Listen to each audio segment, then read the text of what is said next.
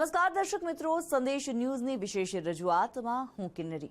હૃદયની સમસ્યાઓમાં વર્તમાન સમયમાં વધારો થયેલો જોવા મળી રહ્યો છે. ત્યારે હૃદયની સમસ્યા અને તેની સારવાર વિશે જાણકારી ખૂબ જ જરૂરી બની છે.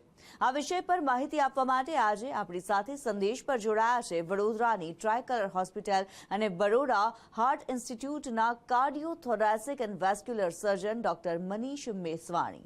તેમની સાથે આજે કરીશું ચર્ચા. ડોક્ટર મનીષ, સ્વાગત છે આપનું સંદેશ ન્યૂઝમાં.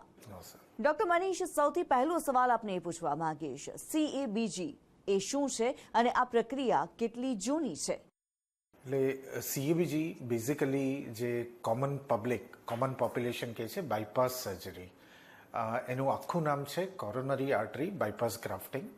અને આ ઓપરેશન લગભગ થાય છે 1950 કે 1955માં ચાલુ થયું હતું અને આજ સુધી એ ઘણી રીતે વિકસિત થયા છે.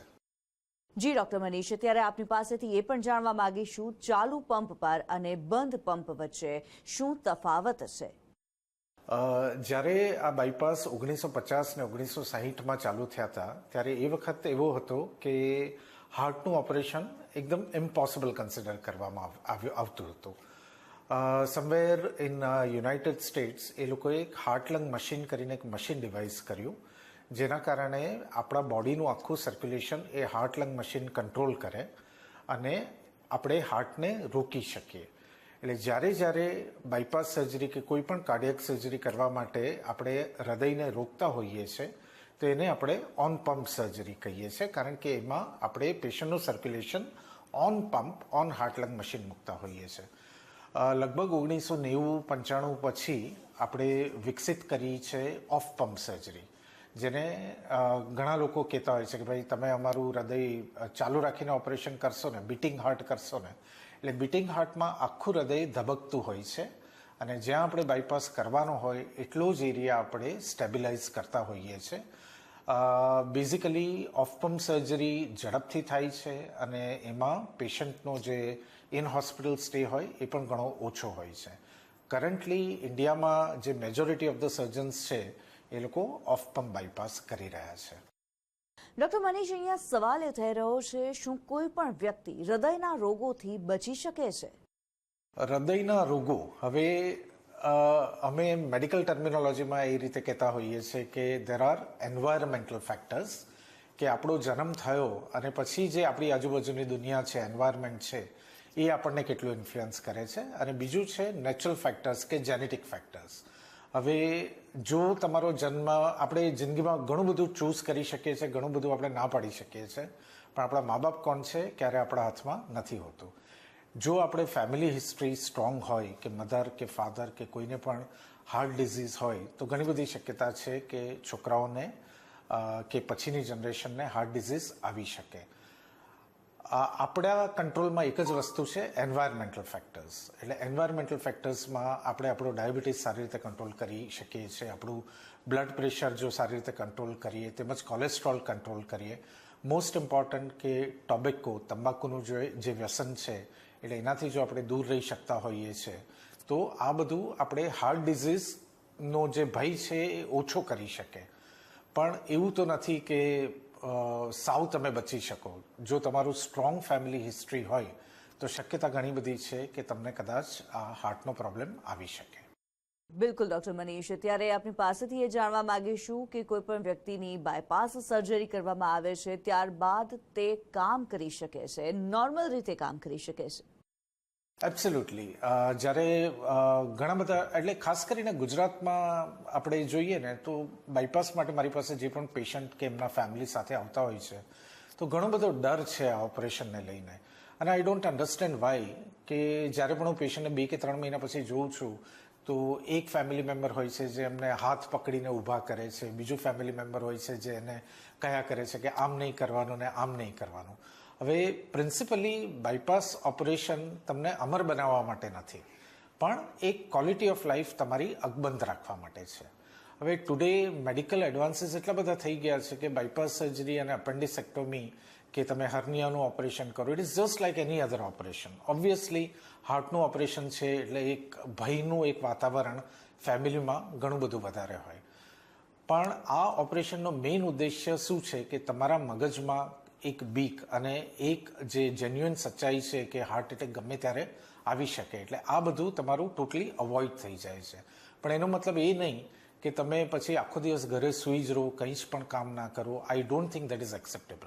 બેઝિકલી હું હંમેશા એડવોકેટ કરું છું મારા પેશન્ટને કે મેક્સિમમ ચલો આજે તમને હોસ્પિટલમાંથી અમે લોકોએ રજા આપી છે તો 7 દિવસ 10 દિવસ તમે ઘરે આરામ કરો અને પ્લીઝ ગો બેક ટુ કે તમારી જે પણ નોર્મલ જે ડેલી લાઈફસ્ટાઈલ હોય કે તમારું ઓક્યુપેશન હોય તો એમાં તમારે ઇમિડિયેટલી પાછા જતા રહેવું જોઈએ.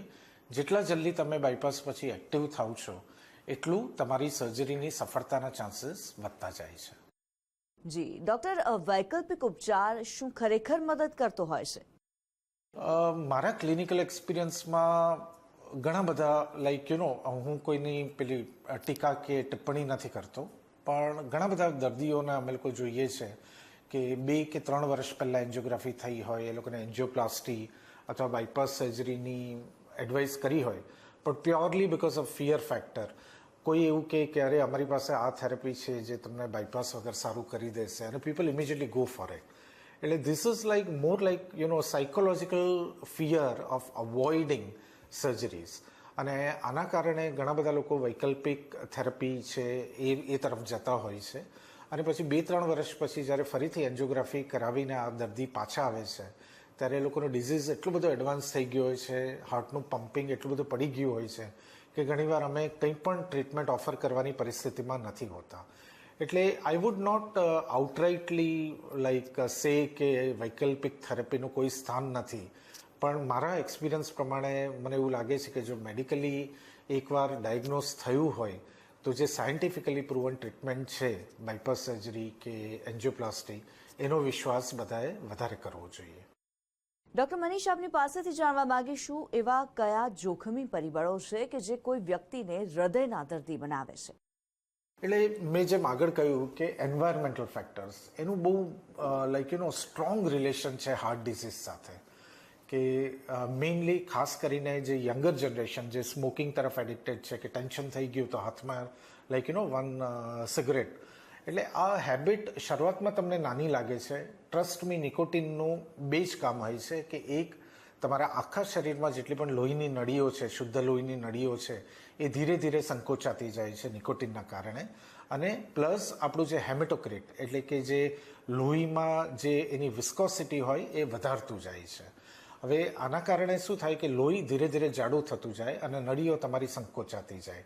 એટલે સ્મોકિંગના કારણે લોહીનું જે સર્ક્યુલેશન હોય છે કદાચ તમને 20 વર્ષે, 30 વર્ષે, 40 વર્ષે એટલો બધો આઈડિયા નહીં આવે, પણ જ્યારે તમે 50ની બીજી બાજુ જાઓ છો ત્યારે સડનલી આ કોરોનરી ડિઝીઝ કે આખા બોડીમાં બીજા કોઈ પણ જગ્યાએ વાસ્ક્યુલર ડિઝીઝીસ આ બધું ધીરે ધીરે વધતું જાય છે. એટલે ટોબેકો એક સૌથી મોટો ફેક્ટર છે. બીજું કે જેમ આપણા પુરાણોમાં ને બધે લખ્યું હતું કે તમારે મેડિટેશન કરવું જોઈએ, તમારે તમારા શરીર માટે 24 કલાકમાં તમે જો 1 કલાક પણ નથી આપી શકતા તો આ તમારું જે મશીન ઉપરવાળાએ બનાવીને આપ્યું છે તમને એ મારા ખ્યાલથી લાંબુ નહીં ચાલે. એટલે મે બી આપણી જે રીતની લાઈફસ્ટાઈલ છે કે દરરોજ એક પૈસા કમાવાની હોડ છે, સવારથી આપણે નીકળી જઈએ છીએ, રાત્રે આપણે ઘરે આવીએ છીએ, રસ્તામાં કશે પાણીપુરીનો ઠેલો દેખાયો તો તરત આપણે ખાઈ લઈએ છીએ. એટલે all this things eventually your body will pay price for it. Environmental ફેક્ટર્સમાં મેઇનલી હવે આપણે જોઈએ કે એર પોલ્યુશન પણ વધતું જાય છે. પોલ્યુટન્સ આપણા બોડીમાં, ઓક્સિડન્સ આપણા બોડીમાં ડે બાય ડે દરરોજ અંદર જતા રહે છે. હવે આ બધાથી તમે સંપૂર્ણ રીતે તો બચી ના શકો, પણ એન્વાયરમેન્ટલ ફેક્ટર્સ બહુ સિમ્પલ છે. 1 કલાક તમારા શરીરને આપો. ત્યારે ચર્ચામાં જો આગળ વાત કરીએ તો શા માટે યુવા પેઢીમાં હૃદય રોગ સામાન્ય બની રહ્યા છે અને કસરત દરમિયાન અથવા તો જિમ્નેશિયમમાં કસરત કરતા સમયે, એક્સરસાઇઝ કરતા સમયે અચાનક મૃત્યુના કિસ્સાઓ શા કારણથી વધી રહ્યા છે? બેઝિકલી આપણે ગ્લોબલ સ્ટેટિસ્ટિક્સ જોઈએ તો India is a capital of diabetes. Undiagnosed diabetes બહુ કોમન છે આપણા દેશમાં. હવે આપણે ઘણું બધું તમે યંગ જનરેશન જુઓ જેમને સાઇઝ 0 કરવી છે, ફિગર ફિટનેસ રાખવી છે અને they keep on going to gymnasium. હવે basically gymnasium is a good thing to do. If you are young તમારે કરવું જ જોઈએ, તમારે તમારા મસલ માસ તમારે ડેવલપ કરવા જોઈએ. પણ ઘણીવાર આપણે જે ખાસ કરીને કાર્ડિયોની એક્સરસાઇઝ છે એનું પ્રમાણ આપણે એટલું બધું વધારી દઈએ છીએ મેડિકલ હિસ્ટ્રીમાં સડન ડેથ, કોઈ પણ માણસનું સડન ડેથ થવું એના ખાલી 5 જ કારણ છે. અને આમાંથી મેઇન જે 2 કારણ છે, એક છે સડન કાર્ડિયક અરેસ્ટ કે હાર્ટ એટેક, અને બીજું અનડાયગ્નોઝડ એઓર્ટિક સ્ટેનોસિસ. એટલે આપણી ધમનીનો જે મુખ્ય વાલ્વ હોય જેને એઓર્ટિક વાલ્વ કહીએ, લગભગ 8% પોપ્યુલેશનમાં આ વાલ્વ જન્મજાત સંકોચાયેલો હોય છે, જેનું ડાયગ્નોસિસ લગભગ 20 કે 30 કે 35 વર્ષની ઉંમર સુધી નથી થતું. આપણો જે રીતનો ડાયટ છે એમાં કોલેસ્ટ્રોલ પ્લેક પણ યંગર જનરેશનમાં બહુ ફ્રિકવન્ટલી જોવા મળે છે. હવે ભારતીય પોપ્યુલેશનમાં જે કોરોનરીની સાઇઝ છે એ hardly about 2.5 to 3.5 millimetre average હોય છે.